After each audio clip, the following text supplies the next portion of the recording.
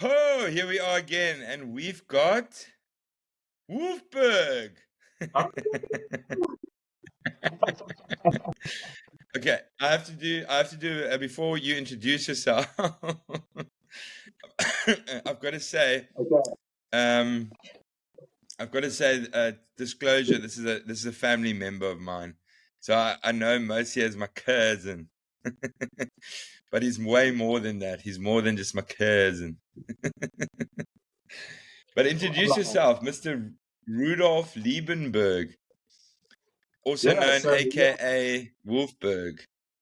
yeah, um, you've started the setup there. So yeah, I'm an artist from Cape Town. I also I'm a professionally trained graphic designer. But art is probably my main passion. It's something that's always been a deep love of mine. So Mm, definitely that's what I would call myself. But yeah, I do quite a bit of things. But I've learned in life you can't be a jack of all trades because, as the saying goes, you'll be master of none. So I'm trying to get more focused as I get older in life and realizing that you can't do everything. yeah. You can eventually try and get there, but I think to have a focus is always great, you know. So Mm, yeah, that's me in a nutshell. I don't know what more you want to okay. know about in that, but I think that'll give a good understanding of where I am. Yeah. And Yeah, okay. no, So, but now, I'm yeah, yes. no, no, go on. No, and it's also I'm proud to say I've got my own studio where I'm sitting now. It took many years to Mm, get to this point. You always just see yeah. artists in their massive studios and like sorting it out and like, geez man, I'm just how did I get so lucky? It's not about luck, it's just about making the time, making the effort and finding space. Even if it's just a table in your house or a corner that you can set up to Yeah. make it your own. Because that whole thing about setting up every time you do art, it's horrible. It Yeah. Yeah. demotivates Yeah. you. When you get into inspiration, you can sit down and just go for it. So I'm Mm. very about that part of it. So tell me something. I actually had a question, like on the fact that you said you actually a trained graphic designer, right? And but you're an artist. When you decided after school, like, how did you just, I mean, because you can obviously go seriously into like fine art and go study fine art versus like a graphic thing. What was your thinking process at the time to decide what you're actually going to go study after school? And that's a good question because I feel very much in the time when I finished school, art was still like an outlying sort of career. And it was very much, um, I mean, it's still not an easy career to go into in terms of the difficulties that you face and just being a band of one in the beginning and sort of getting Mm, grips with the whole art world out there. And yeah, definitely a part of me is like, geez, I wish I did fine arts and just sort of believed more in myself when I was younger. But mm, especially the digital age just started coming out. This was literally before social media and all of that. But Google yeah, was a yeah. big thing, and then like web development and the whole .com boom. Um, and I just felt, you know, it's a good way, sort of easy way of making, sort of covering your bases and making sort of paying bills. Yeah. Um, but it definitely it deviated me from my true passion, which is obviously art. It gave me a lot of skills, and Mm, I don't regret doing it because I studied animation and I studied web design, and I've studied graphic design. So it gave me lots of skills and stuff, and it gave me a good understanding of what's out there. Like to this day, I can learn an application or a new technical app mm, for design sort of overnight because you've got that sort of base understanding. But I can definitely see some artists that went through the whole fine art route that it's like they've got a good understanding of, I think, art itself, but also the market out there. But with that said, I don't okay. feel necessarily that in colleges. I don't know if it's changed over the years, but I still hear from many people that they don't train you in the right way. Like they don't show us real world stuff. Like, I mean, Okay. your podcast is about business, right? So I don't feel they give us the real world stuff that we actually need. They talk a lot about Yeah. fluff and the creative and yeah, be creative and do this and do that and how to be creative. But once you get out there, like, okay, now what now? You know, Yeah. maybe I should But have. I think it's like that. I think it's like that with most things. I mean, you learn a skill, and being an artist doesn't necessarily make you a good business person, right? Yeah, So yeah, high, exactly. it's a very difficult thing, I guess, to take the skill that you've got and then how do you monetize it? For And sure. do you And I think that's and when I think in like in the States and in Europe and that people have a mm, big advantage in the sense that there are so many agents and art agents and what have you. I mean, in various fields, they've got agents everywhere. So mm, it allows people to do what they do best, and then the people in your team do the rest, like the accounting and the invoicing and the mm, tax and like all that stuff, which yeah, artists usually tend to hate to do. And but essentially, you do need that, So definitely, it's mm, about building a team that can work sort of with you and sort of get that going. And with that said, I don't have a massive team or anything in that sense. I'm starting to slowly but surely build it and see where I can outsource stuff. Um, mm, and yeah, it's definitely easier these days with all the apps you get. You get like free apps that can do accounting for you. You can save your yeah, slips and do all of that invoicing and that stuff. So it's definitely become easier. I just need to wrap my head around the whole new world as well. So it's definitely as we run with this digital age to keep yeah, sort yeah. of cracking with it. So I mean, going back to like when you discovered that you were or liked art. I mean, in terms of school, and when did you discover that? When did you decide that that is a direction you're going into? I mean, yeah, it's like a difficult thing when you're deciding what you're doing. I mean, were you always as good at art, or were you shit at everything else, or? I, I wasn't necessarily shit at anything else, but I just didn't care about it much. I imagine Okay. in school I was. If there are any kids listening, maybe close your ears if you're in school. But I was as long as I get 50% and pass for all the others, I don't care. I just want to get my A for art, which Hey, yeah. I'm glad I got that. Um, Okay. and yeah, I knew the basics. I knew the basics of math. I knew the basics of geography. Um, I was never a whiz in any of them, but I was like, no, I just know, I just know I'm not going to use most of what they teach me in these classes. The history was Okay. like, only half of the South African history that we got taught. So yeah, I was like, just focus on what I know best. Yeah, but And I still know did you know it that. early on already in high school, or like Yeah, that you were like good in at art? Like, school. Yeah, I knew in primary school. I actually had a primary school teacher, an extra art lessons that I went to in grade 7. And mm, this woman really inspired me. I think it's very much also about when you're young to find someone that can inspire you, not necessarily be so much about the technical aspects of your art, but more just make you understand the world of creativity and get you excited about it. I see with my daughter as well. As soon as I was going into the details of like, no, hold it like this, do this, and do, she's like, oh, whatever, I'm just gonna not do this now because you're just irritating me. So yeah, yeah, I yeah, try yeah. and Instead of just give her, letting her go and just be creative and just let her free yeah, flow. finding the love for it, and then once she gets to a point where she needs technical, she asks questions, and I can go, okay, yeah, let's do this, and I'll show you how to do it. It's the same Mm, that I felt with women really sort of unlocked something in my brain where I had like sort of a love for art and like a love for mark making and the sound of okay. the pen on the paper and charcoal and brush on the canvas, and it's just all those ethereal things that are like just gets me going. Essential Mm, essential aspect of art basically. So that's really something And that tell me, still to this day that keeps me going.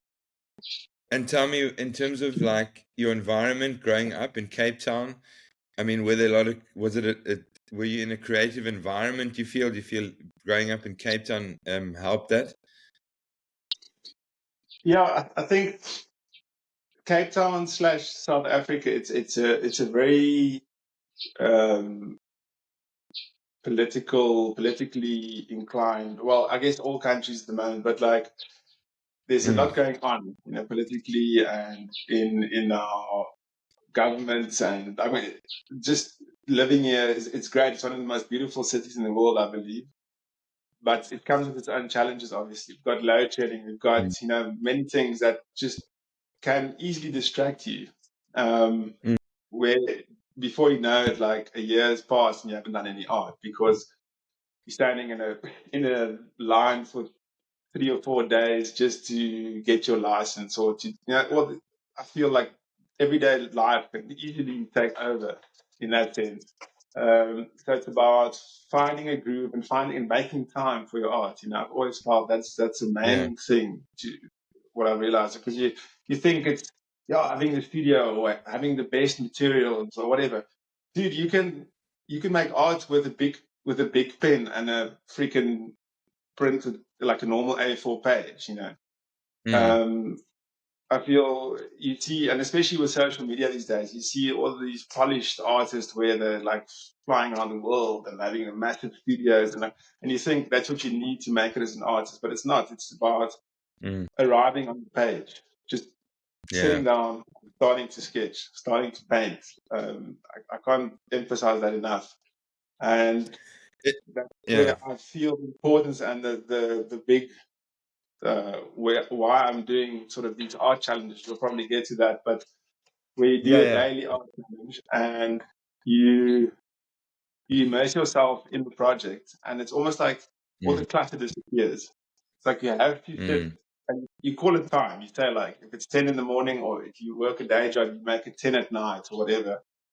But every day you sit down, and it's not about emotion. It's not about, oh, today I don't feel in the right vibe to do it. That's BS. You just sit down and do it. And once you start, you'll feel the need to do it. It's like, because once you go with your emotions and you're like, today I feel like this and today I feel like that, then it's a very hard base to work from. It's very wonky base, or like it's not a yeah. But I stable mean, way. so is that how you decided to do the chat? I mean, you've done two big. Well, you're busy with one. You started.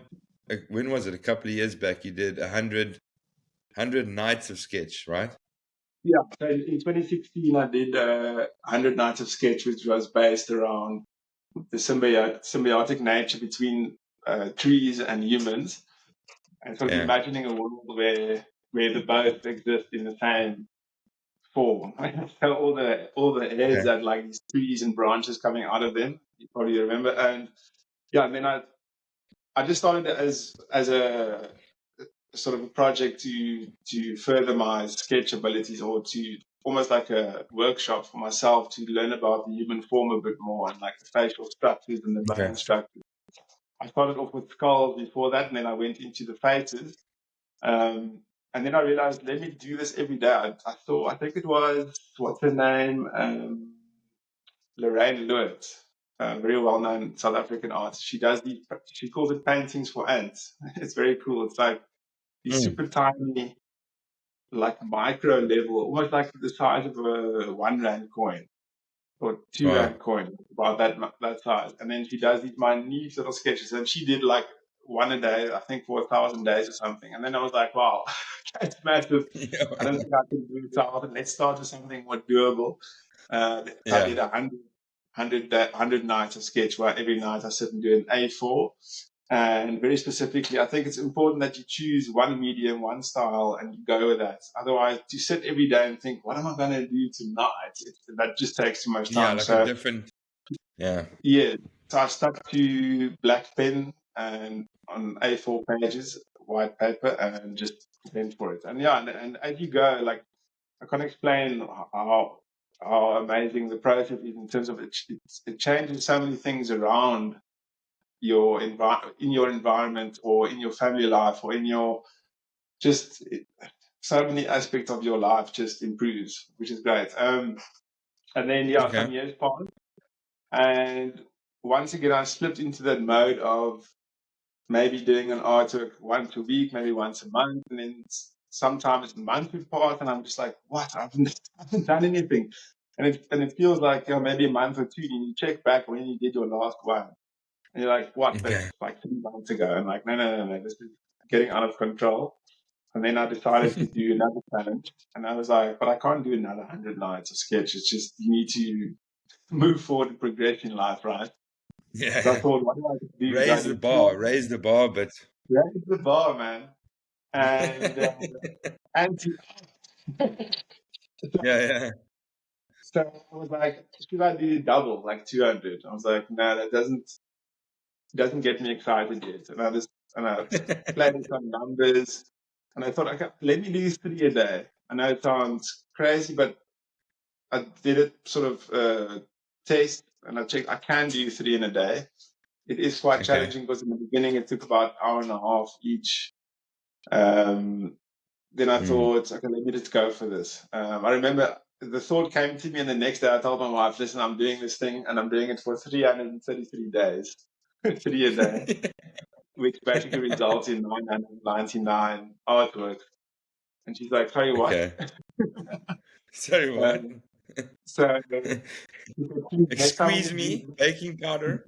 exactly. She's like, next time we do this, just give me a heads up, please. Just let me know, like, I'm planning for this or like make space in our life. It's very sort of all consuming in the sense that it affects your whole life. But obviously, I went Mm. quite far and quite crazy in doing 3 a day. I don't think it's necessary to do that much. I think what Quite a also lot. kicked in for me was a bit of a midlife crisis because I turned 40 recently, well, 41, and Yeah. I was like, where am I going with my life? You know, the whole existential crisis. And I just thought, I don't know, I've got a decent portfolio of stuff. I just thought, wow, what if okay, sound drastic, what if I die tomorrow? This is what I've got. It's like, can't, you know, my kid, I Yeah. can't, where's the inspiration in that? And then I thought, okay, let me just add 1,000 artworks to my portfolio. I think that'll make me happy. You know, it'll make me feel less a failure. Not that not that that's the main thing, but No, sure. and, yeah, and I can tell you, it's amazing. Especially just also having that time. I think especially artists always we need alone time. We need time to reflect and think about stuff and just sort of time when there's no distractions, there's no phone calls, there's nothing. Obviously, a lot of people love to go out in nature. I love to go out in nature as well, but I just made the time Mm. at night because I feel it's quiet, it's chill, and I would listen to podcasts. I mean, thanks for making me join my first podcast ever because it's quite exciting because I've just been deep dive on podcasts like you won't believe, like 3 hour long ones, 2 hour long ones, and because I've got the time and I would Yeah. like just Yeah. it's amazing. Like it's like the new TV. You know, people don't watch. I feel the TV anymore. It's weird. Yeah. The other day I watched. We were in a holiday house on the West Coast, and we watched DSTV, Yeah. and it was like, "What? Check all these ads. Is this how we used to watch TV?" Bizarre. Um, Yeah. so that's great. And learning all the learning that happened around it, and like checking art podcasts and Okay. movies that always wanted to check. I just never got the time for. So while I sketch, I would check that or listen to stuff, listen to tunes that haven't listened to in a while. That's just great. And then obviously your art And you progresses said, like exponentially. yeah, and you said that you got to choose your medium and your focus for like a project. So how did you decide on that for this one? And what are you doing? Yeah. And how did you kind of go about it? So my thinking was, let me let me explore a new medium, because Mm-hmm. inevitably, if you do 1,000 of anything, you'll be quite good at it at the end. Even if you like horrible at the start. But like I took this. It's actually 6 markers behind me. They're like Uh-huh. acrylic markers.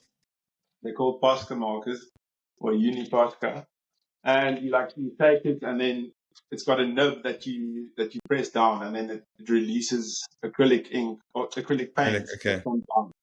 And it's great. Okay. It's super opaque, which means it's a very solid line. I can actually show you, like you can see that. Yeah. So that's like one stroke, right? And it's this solid. Like most markers, you'll have to do multiple strokes to get something this solid. Um, Okay. I did stuff like this. This is the late AKA. I just did a dedication sketch there, and you can. Okay. It's super wide in terms of variety that you can achieve of the end result, and that's like sort of something I did last night. One of my sketches. Okay. Cool. Um, so yeah, and then I thought, let me explore this new medium. I've used it before on murals and that. But let me explore this medium as far as it can go and see if I can do more art stuff, because I used to only use it for outlines and sort of doodle type art where you do sort of graffiti style stuff. And I Yeah. wanted to Yeah. push it to the point where it becomes an art medium and like you can actually almost paint with it. And yeah, it was great. In the beginning, it was like just messing around and going at it. And then, yeah, I'm definitely at a point where I can almost do it with my eyes closed, which is great. Okay. And then, And in terms of the theme of the project. the question. And so I was like, what should I do? What should I do? And then Mm. I remembered I've always loved sort of these royal regal outfits. It's got something to it, the textures and the intricacy of it and the colors and those royal colors. And then I thought, in the sense that we as a culture can almost never attain that royal level, right? It's like it's something that's reserved for the select few. And Okay. it's almost like a tongue-in-cheek comment on that, Okay. and saying, so if we can't have it, animals can't have it. So, but why can't I show animals being royal and like sort of just imagining this world where animals are the top dogs in a way, and Okay. Yeah. so I put these animal heads on the royal figures, and I sort of use very specific references to old paintings or like Napoleon on his horse and that kind of stuff, and then taking that Yeah. um, as a background and then putting the animal heads on them characters. And it's cool Okay. as you sketch, like they become this character and they've got their own vibe. Some of them are like look sad and depressed. Some of them look like they're going to conquer the world. Some of them look like a Yeah. happy-go-lucky guy chilling in the country. And but yeah, almost that's another thing that keeps you going. Is like I'm tired, or like, oh, tonight's a rough one, and then but I need to see this character. I need to see what he's going to come out as. Like, what is he going to Yeah. be? Or what's his vibe. So that's really Yeah. interesting. And also, obviously, learning about animals, because every sketch I do a different animal, and I can't tell you how many animals I've learned about that I never knew existed. It's No. bizarre. Um, like for one, like Did you check I don't know. before?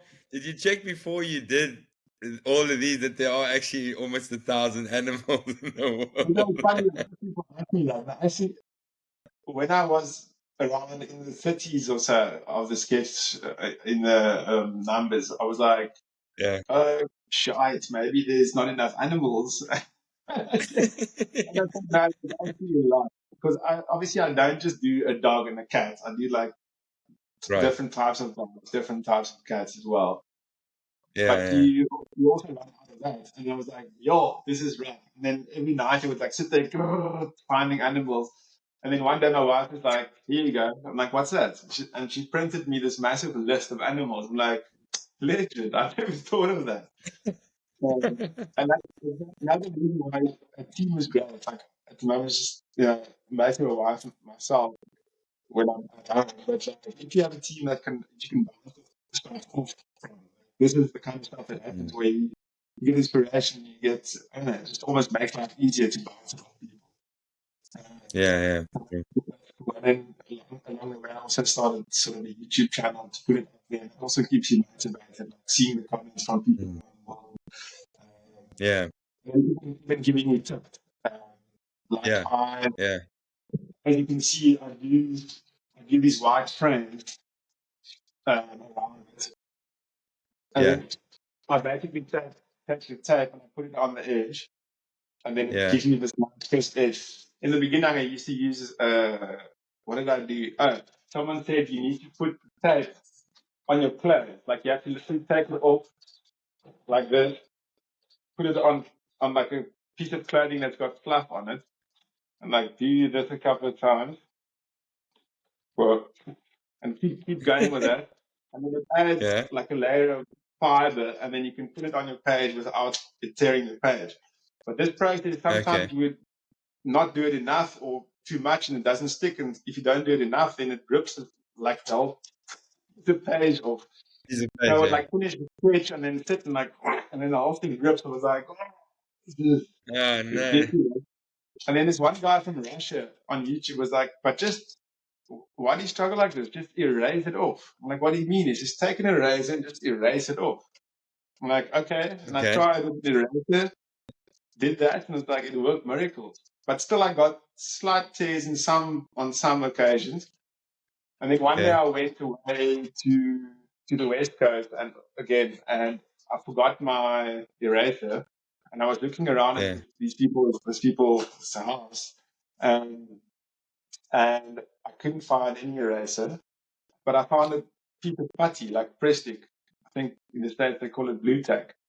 Um, Okay. and I was like, this might work. And I used that because sometimes I use that as an eraser as well. So I thought, let me try this. And it even worked better than the eraser. And since that day, I've still used my press stick. Okay. So Yeah. you have to put, you mean, so that it's not too sticky Yeah. on the Yeah. masking tape. Exactly. Okay. So that itself sounds like a lot of effort before you even start drawing. I know. I know. And it's, yeah, it's the whole setup, but now it's also, I do it while I'm watching something. It doesn't even feel like effort anymore, but just knowing that it's not going to Yeah. tear. But it was a massive stress factor in the beginning. And that's also something Mm. like what I said previously is where it's not just your art that you learn about. It's all the things around it. How to set up, Mm. finding the right space, like setting up your space that it's more optimal, like removing clutter, removing things that you thought you need, but once you get into the groove, you're like, why is this standing? I don't need this. Let me clear that. So Right. and how to set up faster and more effectively. So that's really something that happens on a massive scale when you do it every day. I can definitely recommend And that. tell me, so now you basically have, like, as an artist, you are Rudolf Liebenberg, and you do art under Rudolf Liebenberg, and then you created this sort of Wulfberg um, pseudonym or whatever you want to call it. And like, just talk to me a bit about that, and why did you decide to do this project under Wulfberg, or how do you see the two in your mind? The two Yeah, sort of so like, most of my life I went under, or I still go under my name, my birth name, Rudolf Liebenberg, yeah, which is more, I feel almost, if I can say like very basically, it's more black and white sort of type art, where the Wulfberg is more colorful and popping colors. okay, Um, but more specifically, I would say it's almost like I do more traditional art under my normal name, under my birth name, and then for Wulfberg, I do yeah, these sort of outlandish projects where I do outdoor art as well. Where I do murals and I do collaborations with other artists, and mm, yeah, I would love to go back into now that the weather's going to be going into summer, or should I say spring. There's more sort of space for outdoor art again, which is great. yeah, This project will be finished in September, And then I'm very keen to Okay. hit the street again and just do some cool stuff outdoors. Um, Mm.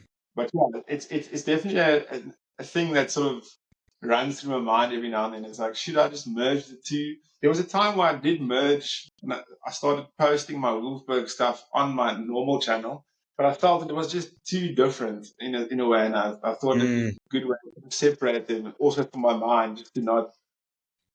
I was Mm. like thinking, where am I going? Should I leave this aspect of my art or leave that? I mean, some might still say that I'm still too um, trying to do too much and not being focused, but I feel it gave me focus in two directions, which is sounds bizarre, but it, I Mm. just I know as many artists we love doing so many things, and it's like to almost compartmentalize that and like to have this channel. If I do feel like the day I want to do a charcoal sketch or I want to do a pen sketch of street scene or whatever, or a portrait or whatever, then I can do it under my birth name. And then if I have these sort Yeah. of this need for color, this need for something out there, then I do it under Wulfberg. Something. Yeah. Okay. I mean, I kind of saw it as that. So I think you've managed, but I mean, I just maybe I'm biased because I know you for so long. Like I saw it as that as well. So I think you've definitely, in my mind, differentiated yourself a little bit there. Um, Honestly, just an honest question from your perspective, what would you say that's the best way of going about it from a business perspective? I don't know. I mean,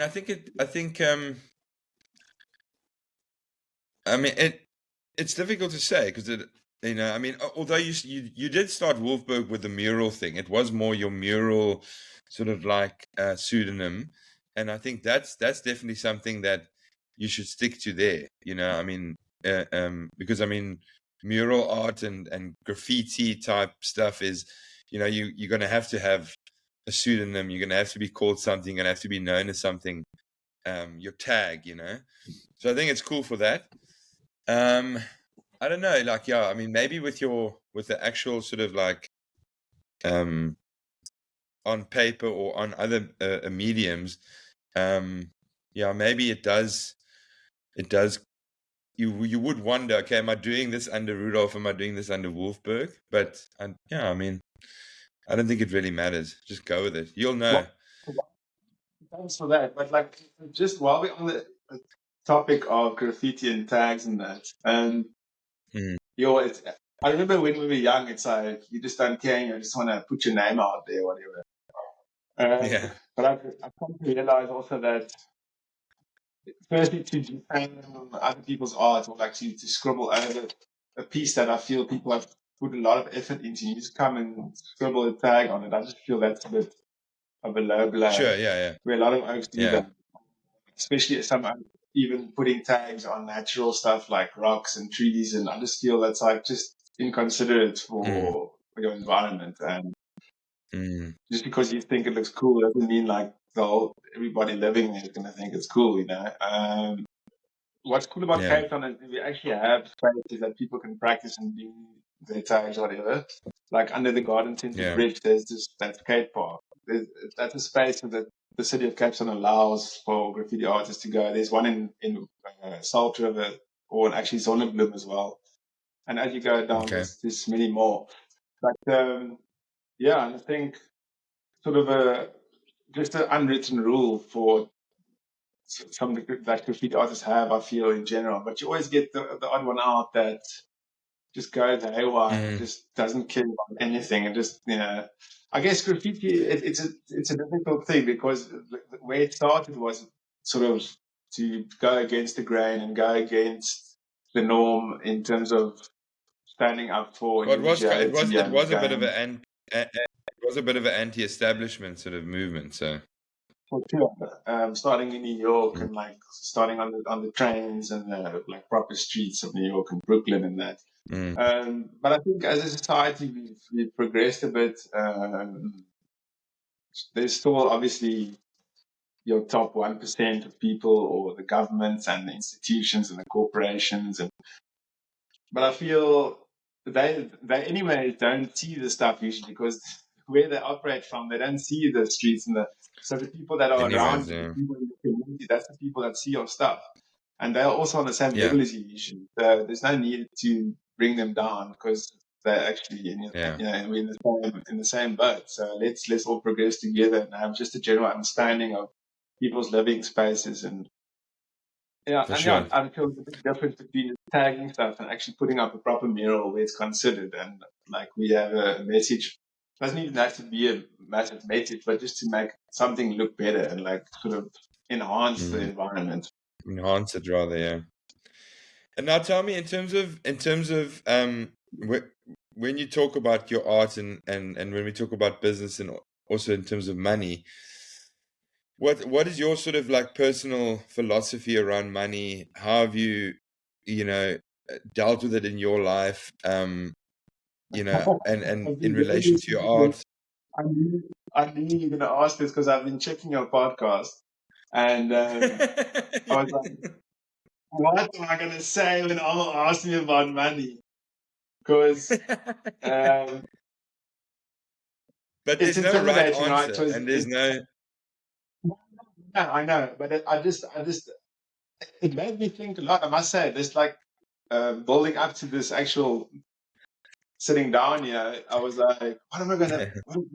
And I just thought, let me just be real. I mean, I'm just gonna say as my Yeah. life is, obviously. Um, Mm, so definitely, it's been a thing of the fine balance between the passion and making a living from it. It's like yeah. juggling those two balls as the main structure, and then having to balance that. And I've, I think a lot of artists come from a point of you feel that you need to be this struggling artist to be seen as a real artist, and you can't ask for money or you can't. I don't know. It's a weird thing. I don't know how to explain it, but like there's this underlying sort of sense of we have to go through the motions of being a struggling artist and finding that Mm, love for art. And if you just do the art, then the rest will follow. But it's I don't feel, especially in South Africa, it's not the case. Because yeah. as we said before, there's not many people that support individual artists and help them grow. Like if you don't put yourself out there, no one's going to see your stuff, and it's quite Yeah. difficult in that sense. And to find the hard to price stuff, I think that's a very difficult issue Mm, as well for artists to in the beginning, especially because you don't know like what do I charge. I can't charge what the top guys charge because they've already got their name out there. Um, and then yeah, I think to also look past just selling art as a one-off. I've only right. recently sort of got into the mindset of actually looking at other revenue income or avenues of income for Yeah. maybe, and I've seen what a lot of people do very well with these days is actually selling an online course. So Okay. let's say I'm good with these markers to make a course that actually shows people how to do it, right? Um, Yeah. but then you can get money while you sleep, and sort of it's something that runs on autopilot. Once you've done the actual full course, it's like it'll be like online, like a Udemy or one of those. And Yeah. there's so many platforms these days where you can do it properly. There's a new way that people are sort of giving you blueprints for to actually start selling the course before you've even made it. That's quite sounds bizarre, but I've seen many videos now around it, and it's actually a very lucrative way of doing it, and also seeing Mm, if there's demand for it before doing the whole thing. Um, yeah. so that's definitely something I would want to go into and to sort of start diversifying my streams of income and not just rely on the one-off pieces of art, because that can get quite stressful. Yeah. It's like if you don't sell art, if you don't make it, then it's like this month you need to pay your bills. No, no. So luckily I've got a day job where, as I said, I do graphic design, but and Mm, that covers my basic bills because there was a time where I did art full time, but it was just too stressful. I don't know if I was too young to do it or whatever, but I just the stress consumed me in terms of having to make that monthly sort of yeah. what do you call it, that amount that you need for your expenses. So taking that off the art is great. and it pushed me into a space where I could just breathe again and have sort of time to think about what I want to do and that. Mm. And then apart from that, apart from the arts world, just in terms of money, just for money's sake, definitely I feel, and this is where coming back to that point where I feel in school they never just taught us the real stuff. They've got Mm. this. It's almost like inevitably they're all like the banks, the schools, the governments. They all like sort of have the same story that they sing or that they tell in terms of the same narrative. In terms of going to Yeah. school, going to college, going to debt, and then paying off your college debt with your job, and then buying a house, getting the family, settle down, Yeah. get a retirement fund, and then die. And or like maybe when you're 60, you've got some bucks to spend, and maybe you can go on one trip overseas, and then it's done. It's like, wow, that But just sounds so do important. you, That's like, do, do you believe it in it somehow, or have you said no? Fuck this. This is not how I'm going to live my life. Like, what would you say if you've decided in terms of your own philosophy, in terms of working, money, retirement, all of that shit? Like, have yeah. you got a personal philosophy on it? So, as much as I would want to say, no, I was like rebelling against, and I went the other way. I'm slowly but surely doing that. But I've got the retirement annuity. I've got the house. I've got the family. So I'm deep in it. In that, I've got the day job. Deep in it. So, but it also almost takes one to know one, right? So I'm like, and I sort of bought into that narrative with sort of Yeah. unconsciously almost like just okay, Mm. this is how it works. This is what you have to do. And then doing that, I was like, where's this going? What? Like what is is this all there is to life? I'm like, no. This can't be. You know, sitting at your job, click, click, click, click, going home. Hello, what for dinner? Eat dinner, wake up, next day go to work, click, click, click. I'm like, this is bizarre. Yeah. Um, so, and now just realizing I checked, like, there's so much out there that you can do. Like, Mm. it's amazing. Like, obviously, we don't have as easy as like I said in the States, where they even pay for your Instagram or whatever. But like, we can. I know people in South Africa that make 500,000 a month off their YouTube channel, and it's not even their own Okay. content. So that just made me think, like, wow, there's like oaks out there that are just living such a different life and not subscribing to this narrative. Mm. So slowly but surely, I've started sort of awakening myself to that new way of life and opening those channels. Like I Mm. said, I started a YouTube channel. It's nothing near massive or like something. I haven't got monetized yet. I'm almost there. Well, Okay. getting there. I've got my 1,000 subscribers, but I don't have the 4,000 watch hours that you need yet. Um, Okay. and now I've realized that you don't even need to get monetized on YouTube to actually make money from it. Because this one guy is 22-year-old Yeah. kid that makes, I think, 130K a month or more dollars from his channel, just from selling these online courses that I told you about. So definitely I want to just Okay. start looking into, and not just quitting my job and just jumping in the deep end. I think that some people can do that if you've got the means and the lifestyle to do that. It's cool. But I'm Mm. slowly but surely Mm. sort of deviating towards that and seeing where that goes. Um, Yeah, I mean, yeah. I think the one thing is one also shouldn't put too much pressure on oneself as well, because I think I'm also looking at different things and how life could be different or not.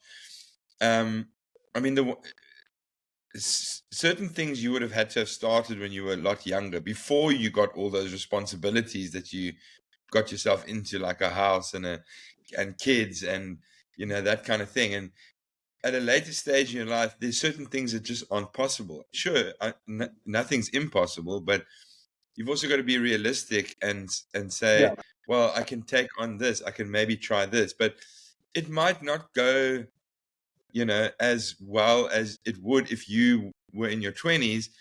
You didn't take on all those responsibilities. You only had yourself to worry about, and you could do that. And that was your focus. And after 10 years of doing that, you suddenly became good at something totally different, that's not run of the mill, not your house your dog and your 2.5 kids, you know, kind Yeah. of vibe. Definitely. I mean, that's 100%. I agree. Especially, if I could say something to the 20 or even 30-year-olds out there, if you're still young, you've still got time in yourself. Well, we've still got time on our sides, being 40 even or 50. I feel like you only halfway, right?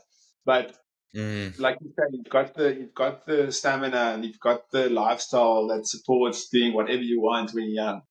And as the mm. saying goes, youth is very much wasted on the young. But Yeah, it it it's definitely a case of, if I could give any advice to a 20-year-old, if I had to speak to myself back then, I would say find something that you love, right? yeah, Um, yeah.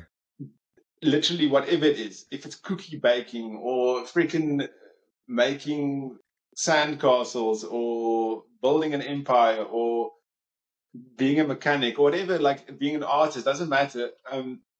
Find someone that you can be an apprentice for, like find a mentor. Um, Mm, that's something that I felt I've always lacked in my life, is to have somebody that can show you the ropes. Because I think that sort of takes off 10 years of your experience in terms of progressing way faster than you would have by yourself. I mm, just see so many sort of people, so many people that make it out there. They come from a mentor. They come from a place where they've been shown the ropes and how to um, just understand the industry that you're in or that you want to go in. And then you can also mm, see, like, hey, this is where I'm going with this. Geez, maybe I don't want to be an artist, or maybe I don't want to be an accountant, or maybe I don't want to be a mechanic because I don't want this life. Or maybe you say, wow, this is amazing. I want this life. Let's keep going. Then you know.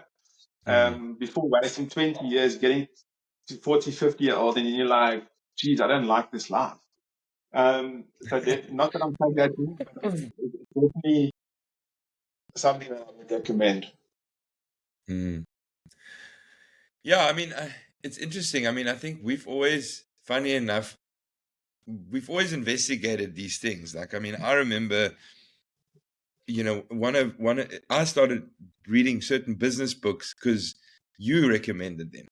You know, like, Yeah, and started reading Rich Dad Poor Dad, and learning some things from there. Like, I remember that was, and we've always kind of like discussed it, like, you know, what you could do, you know, different things.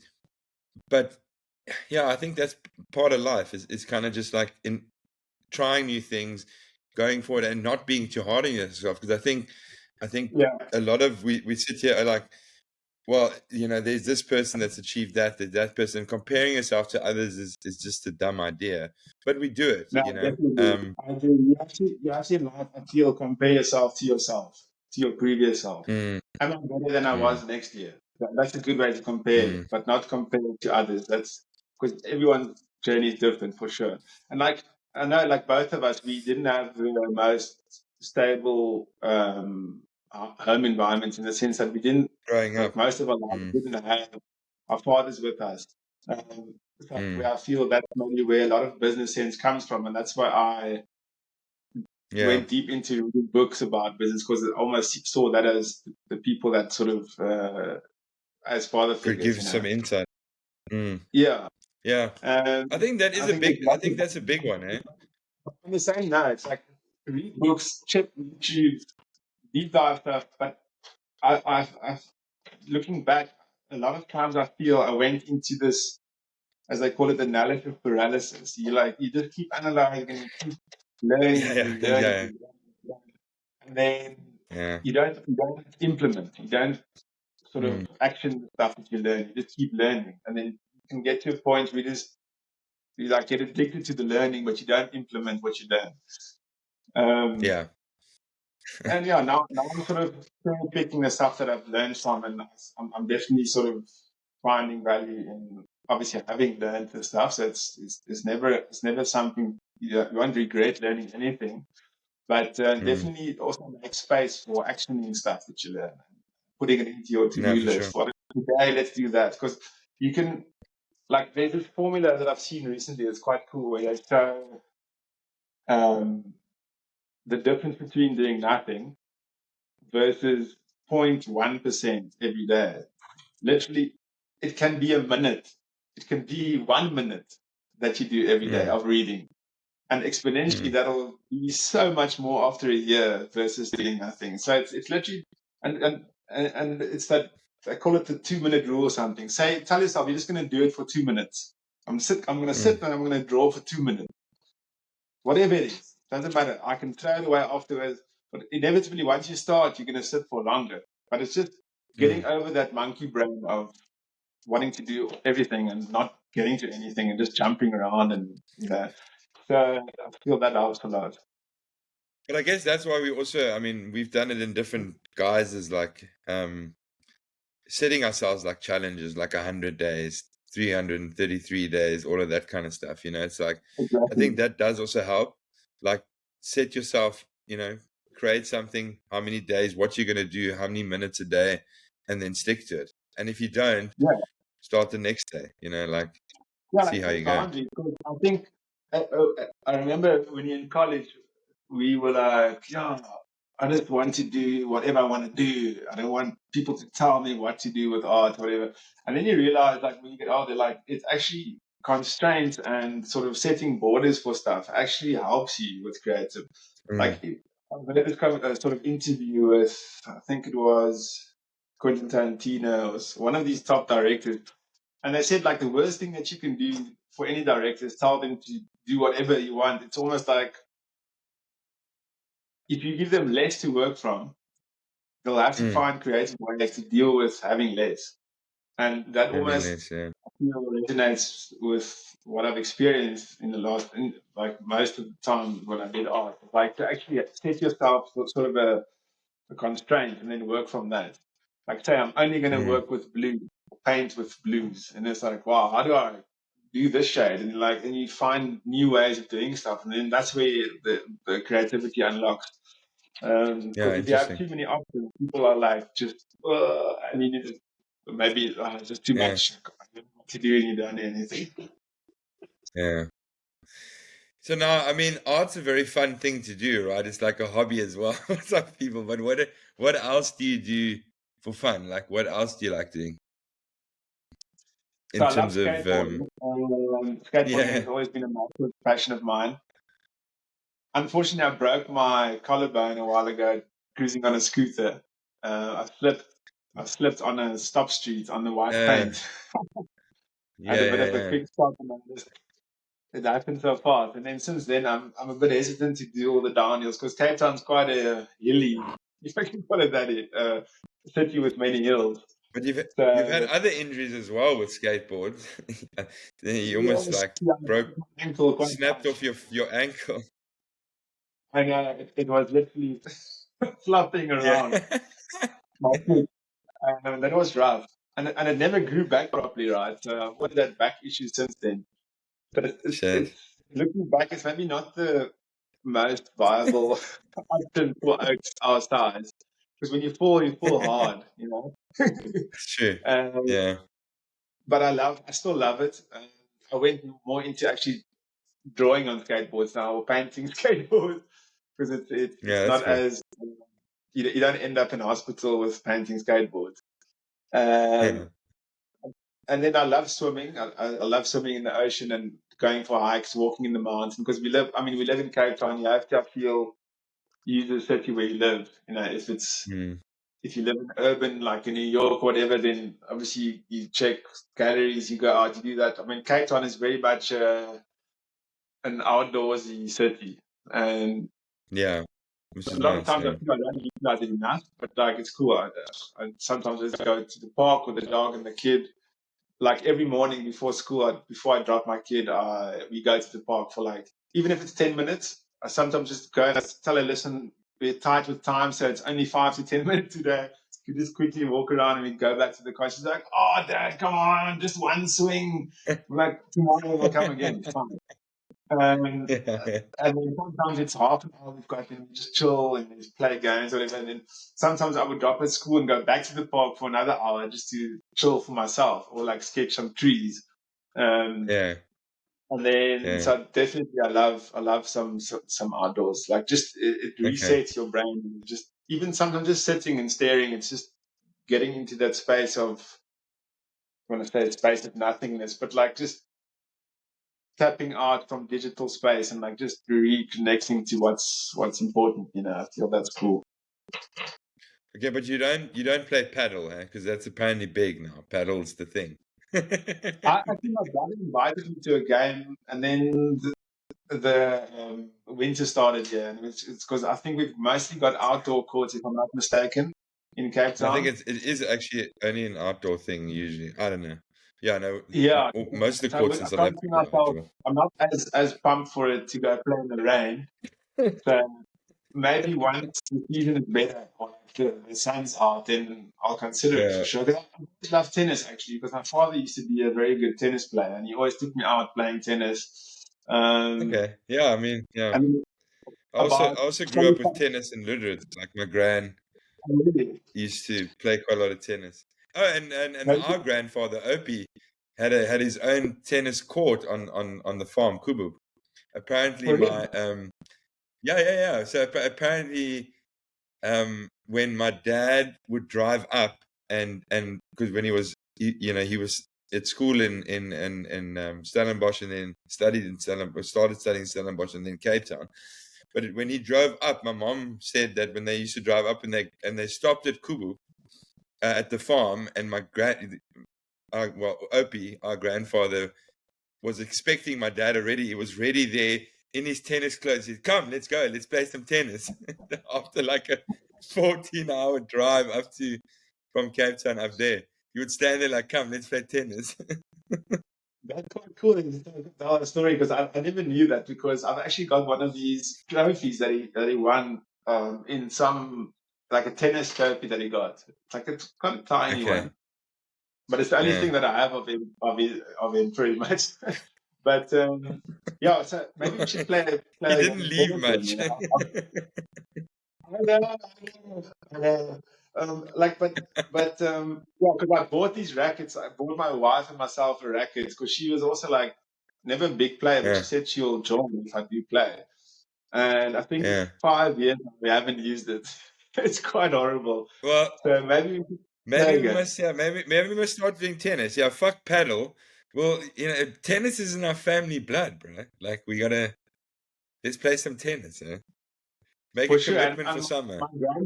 my grandfather on the other side, from my dad's side, he Yeah. he was in massive boxing. He was actually the biggest, or the first heavyweight box champion in South Africa. Oh, Um, really? Okay. yeah, you can Google his name. It's Willie Liebenberg.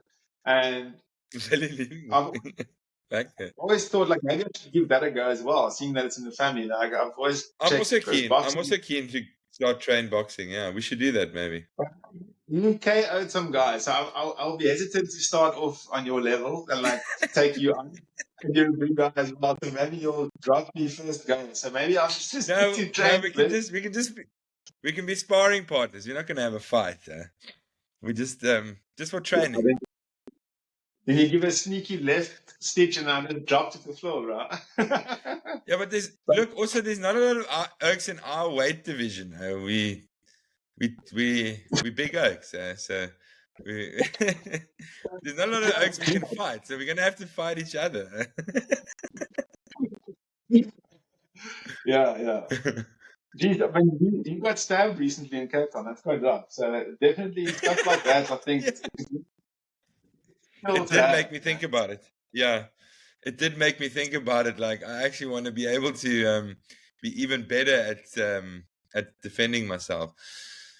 Yeah, because Yeah. people ask me like, I mean, I have trained in Joburg. I used to train sort of like mixed martial arts, and then that's when I had that other boxing match, um, and people ask me like, I said, yeah, I got stabbed in an attempted mugging, and they're like, in the leg, and they're like, "Why the fuck you get stabbed in the leg?" I'm like, think about it. Like, if the guy's there and you keep distance with your leg, you're gonna kick him. If I didn't, if I'm going in for it, I would have maybe got stabbed in the kidney or like vital organs.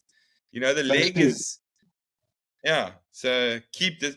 First rule of defense, though. First rule of defense is if you can avoid any conflict, you avoid it. Like you go the other way, you don't aggravate whatever. But I mean, this dude was literally I mean, stupidly enough, I was on my phone, on the phone, WhatsApping someone or whatever. Look up, and the guy's like here, and he goes, "Give me your phone. I got a knife."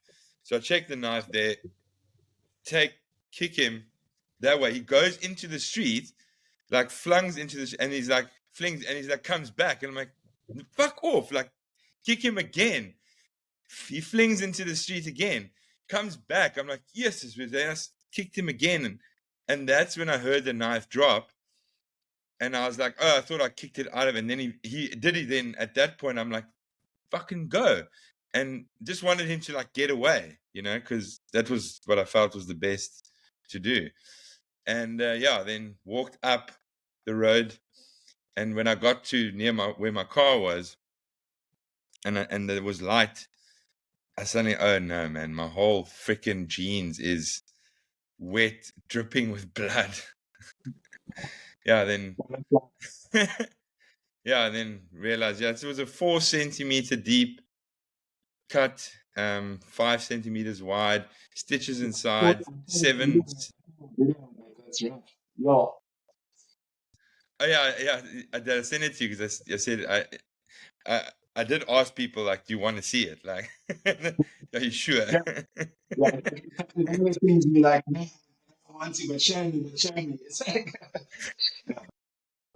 Also, Yeah, in it's that, pretty rough. when you mentioned mixed martial arts, and that's actually, it reminded me of a big love that I had when I was younger. Like, just after Mm, college, and that for many years, I actually did kung fu. okay. Yeah, Specifically I Shaolin remember kung that. Yeah, you were quite into it. fu. Yeah, I love that. The only thing that what happened was people didn't pay. Not everyone paid the sort of monthly fees for the club, and we were at the Okay. Woodstock Community Center, and then we Hmm. actually moved to gardens. Um, what do you call it? Company gardens, and we sort of practiced on the trees and that. That was quite cool. Because the Sifu said, if you train on a tree, you become used to the hardness of a tree. Then Yeah. fighting against a human is like fighting a pillar. Um, Yo. so that was quite a good Okay. mindset in that sense. And this guy was like a machine. I don't know if you remember that ad back in the day where they had this energy drink and this guy jumps out of the fridge like, Yes. Was he it was that that guy? guy. He still walks around in his robe with his beads and like looking like a proper monk style. And he came from those kung fu universities where they start as 4 years old and they take Wow. you into the snow mountains and you like have to punch the tree until the top moves, and unless it moves you don't leave, stuff like that, I Yo. would like intense training. And you've probably seen Heavy. on some documentaries where they do the punching into the beans until like your hands get harder and like conditioning your Mm. body and your mind and that. So it's I feel a very good way to learn about the body and the mind. And also Discipline. Body and the what I mind. like what I Discipline. like Yeah. about comic is they teach you about your negative space as well. So like I feel with that scenario, you would have maybe had an upper hand because you know where Mm. the other guy is. You like sense something in your space. You're very much aware of your space around you. Obviously, you're on your phone, so it's sense, but it definitely Yeah. gives you skills that's far superior to many other fighting styles where it's very aggressive and just like hand-to-hand combat. But this is like you can almost say a soft skill, but it's like it's sort of not just going with physical, but actually understanding space around you as well. But yeah, Yeah. Yeah. It's I cool. would definitely Definitely. want to make time for that again. Now tell me, where are you, just to end off? Where are you with regards to your current project? Yeah, I'm actually at number 880. So Okay. um, very excited. As I said, I'll be actually finishing on the 18th of September. 18th. And Okay. what's quite cool along the process, I actually got Posca as a sponsor, the markers.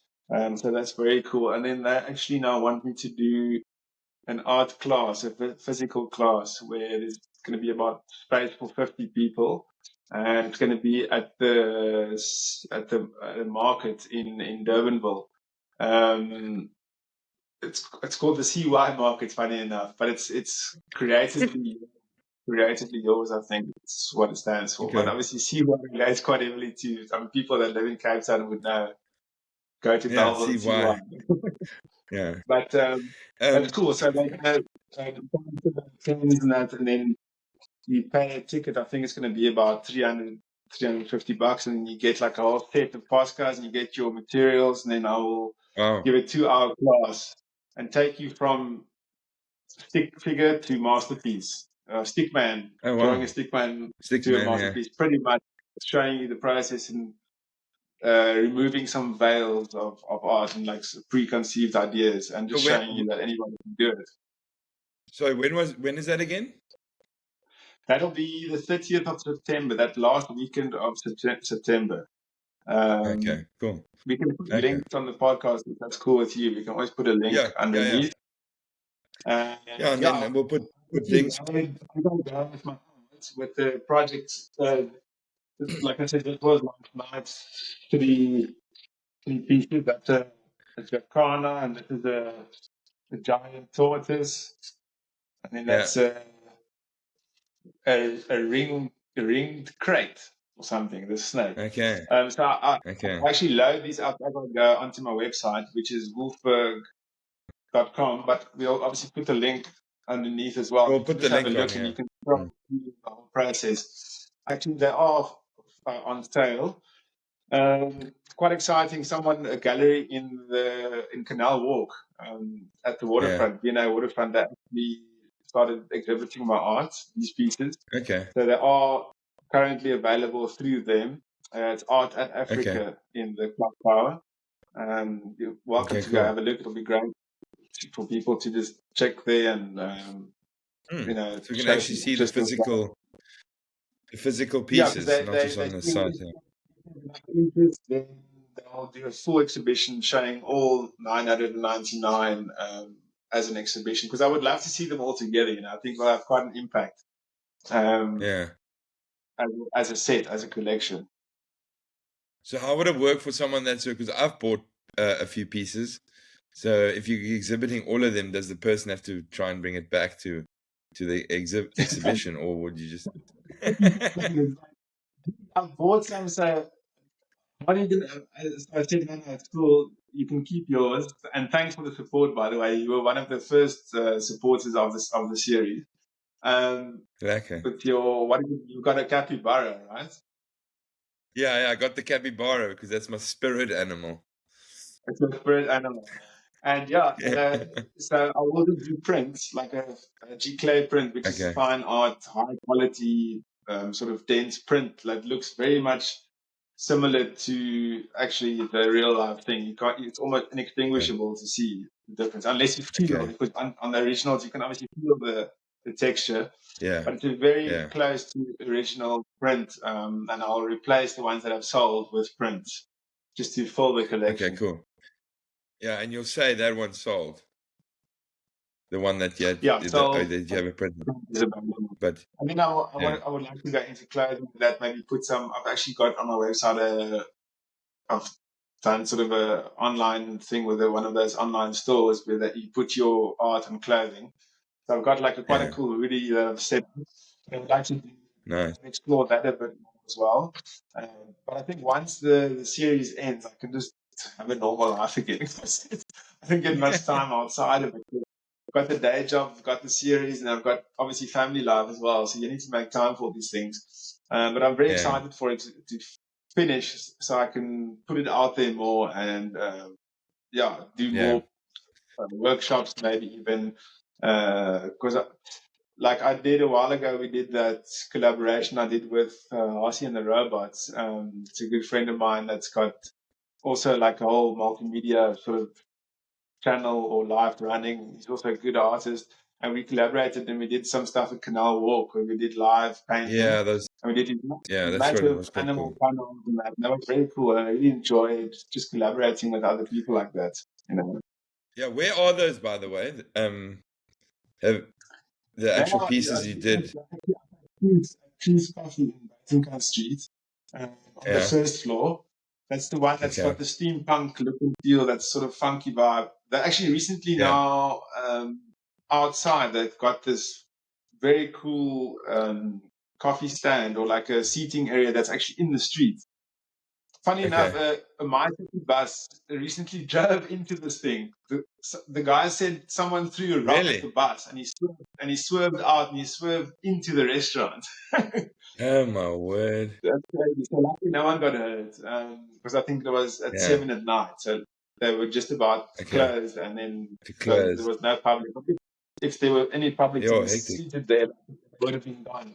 But anyway, that thing they also recently asked me to put some art on that to make it look like this old circus vibe. But they've got Okay. like a what do you call it, a carousel look to the whole thing with like swings for seats, and it's very cool. So go check that Okay. out, and yeah, they've got the best coffee in the world probably. So rated Choose by coffee. Okay, many cool. many thinkers. Yeah, that's in Buitenkamp Street, just across, sort of close to the police station, just up the road. Cool. Lucky, man. It was good chatting to you. Yeah, About all the stuff and the art and your projects and yeah, it's a big one. Eh? I mean, it's yeah, good on you, man, and big up to doing 333 nights of sketch of what's it? What do you call it? Painting, a drawing, acrylic drawing. yeah. It's difficult because it's paint, but it's also a pen. So is But it it's drawing? also a Is it pen. Yeah, painting? Let's is just it call it painting? art. Yeah, yeah. Um, But yeah, big up and all the best for the rest of it. And then can't wait to hear what your next one will be. I mean, give it a break, obviously, but Yeah, what your next probably big that's thing why will be. you shouldn't give it too much back to me. So let me know what you're gonna do before you end the first one or the current Oh, one. right. So I've got some ideas. Yeah. I'm not gonna put it out there Okay. yet, but I've definitely got some good ideas going. And Yeah. yeah, man, thanks for the podcast. It was great. And I love the channel, so it's very insightful, even for someone that's not a big business minded, that's like an artist listening to some of Mm. the podcast. That's people that are not even in my field. It's very inspiring and seeing people's stories, you know. Yeah. And it makes you think about things differently and just seeing perspectives and stuff. And yeah, and maybe I'll see you in the boxing soon, eh? Yeah. Let's go. Well, let's start Yeah, training together. We'll see about getting in the ring. yeah. I'll think of finances. Let me get some money, then I can get money to pay for the classes. The classes, yeah. Yeah. Yeah. Lekker. Okay, But dude. just, I mean, Have a good one. quickly before we Yeah, leave, yeah. Yeah, yeah. what would you say? Because you're a very a big business mind, and you come from a business background, and you've done law, you've done business, you like very clued up with this kind of stuff. What would you say to artists out there um, would be a good way to sort of, I don't know, just for overall finance? What would you say is like something that they need to consider, or something that you feel maybe for young artists, because obviously it'll be Mm, different for someone young or someone that's older. But let's say for yeah, someone that's, I mean, you can give me two answers. Maybe like for someone in their 20s and someone in their 40s. What would you yeah. say would be the best move or best thing to do to sort of just have something to fall back on or something to sustain you for the times that you don't necessarily sell or make good money in that month? Or I don't know. Do you have anything that you could I think that yeah, could it's a help? good question. I mean, I think there's lots of things, and I like what you said about getting people around you. I mean, one of the sort of things I started specifically is to help creatives also, kind of almost be their business manager. Um, and I think, you know, and I get the challenge that you are an artist and your skill is that, and you're good at that thing and you're not good at other things. And I don't think you need to be, because my view is, people say work on your um weaknesses. I don't think you should work on your weaknesses. I think you should work on your Outsourcing. strengths. Yeah. Outsource the weakness. Yeah, Yeah. outsource the weakness. And yeah, I think for both, I don't know if I can easily distinguish between a sort of a younger artist or an older artist, but because I think you can, you can always make a change no matter how old you are and where you are with regards to that. True. But I do think you need to look at the whole thing as a business. So like, for instance, are you going to start a company? You should have a company that you operate from, that you can invoice from, that you can, work from, because otherwise you not protecting your intellectual property, essentially. And you're just a sole proprietor, meaning, you don't see it as a business. And if you have a business and an entity, like you start a company, that's when you can start actually treating it like a business and looking at it like a business and seeing it separate from your, say, your personal bank account. Because if that company creates revenue, you can draw yourself like a salary, like, as a director or as an employee of your own company, and you can pay the other professionals. So I do think you do need to, I would get someone that helps you understand how to set up a business, how to run it, the legalities, contracts. I mean, if you get your art on someone else's, let's talk about socks, for instance. You get some of your um projects, and someone wants to print socks. You're going to have like some kind of contract for that. You're going to have a negotiate that. Get help. Get someone that's going to actually help you with it, make you understand. Good point. Okay. Because then you can obviously offset stuff from tax, and you can like think Yeah, more business minded. And where would you say, business minded. Yeah. where's the best place to go for people to start to set up an entity, or what do you call it, a PTY limited, right? Yeah. I mean, there's lots of options. There used to be like online options. It's quite easy to do it also, even yourself. But I think you would, find a professional, find someone that can, maybe a lawyer, maybe an accountant, that you can approach and start looking at that. Obviously, self-education, reading up on these things is also good. But again, you need to spend time on your art or whatever your craft is. Sure, will need to have to take some time to actually go talk to someone, but Yeah. the difficulty is finding the right person, and that you have to find the right person for yourself, I think, and build a long-term relationship. It's the same as with a financial advisor, as an example, that might help you with investments and things like that. Is build a long-term relationship. Make sure that it's beneficial for both of you. I mean, what's in it for you? What's in it for me? Sure, you might have not be doing great as an artist yet. There isn't revenue, but if this person helps you and is willing to walk a road with you, once you start making money, you can say, well, once we do, then you can get your percentage, or you can, Yeah, and I and think we'll work something out. that's cool. I like what you say, because it almost just gives you confidence, and it's like to know that you've got your guns loaded. Once things Yeah, happen, you're ready to yeah, roll. You're ready to hit the ground running. There's yeah, no, oh, geez, I need to still sort out a company name, a yeah, contract, and yeah. you And understand, if you're you've younger, got it. talking about when you were younger, your friends and your people that you know around you are going to be different things. One of them is going to be an accountant. One of them is going to be a lawyer. I think having a network from when you're younger is a good idea, and use that, and that's someone, that's someone you can trust.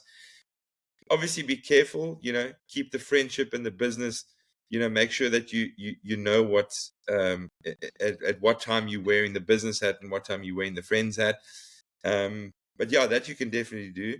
Other than, even when you're older, look around and say, okay, who do I know that's a lawyer or an accountant? Let me go talk to them. Maybe they're not the ones that are going to be able to help you, but they could refer you to someone else. But Refer I you to like something I to know. like Yeah. but I like what you've said. It's like, get a team. Like, and it doesn't have to. It sounds big, like, oh, like, well, I'm going to pay one. But also, by taking it seriously, by looking at it like a business, that's when things are going to start happening. It's like, for Yeah. instance, like, just I mean, how can you ever make any money if you don't even have a bank account? Some people don't have a bank account. Well, where are people going to pay you? Mm. So you've got to put those things in place, and I think that's and put them in place so that you can focus on your craft, and then you go. Then you just focus on your craft, do your creative thing, I and mean, it don't have to. the strategy to make things happen. That's cool. Yeah, With that said, yeah. thanks for the info. That's very cool. I'm going to definitely follow that up. And Mm. speaking about printing and stuff, I'm wearing one of your Scully a, Scully a shirts. logo that you created or helped me with. Oh, So yeah, that was you're good. right. You're right. I forgot about that. But yeah, I just thought let me don the ads close Shot. today because you support me, I'll support you back. Um, Thanks, bro. yeah, cool, man. And thanks Cool. for this. It's been a good chat. We'll definitely probably do it again sometime. And thanks Yeah. for reaching out. Yeah, man. And Lekker, man. now Hopefully everything first, goes well with the upload. yeah, These internet issues. But yeah, lekker. Thanks, bro. Much love. cool, man. Thanks, bro. Cheers, cheers.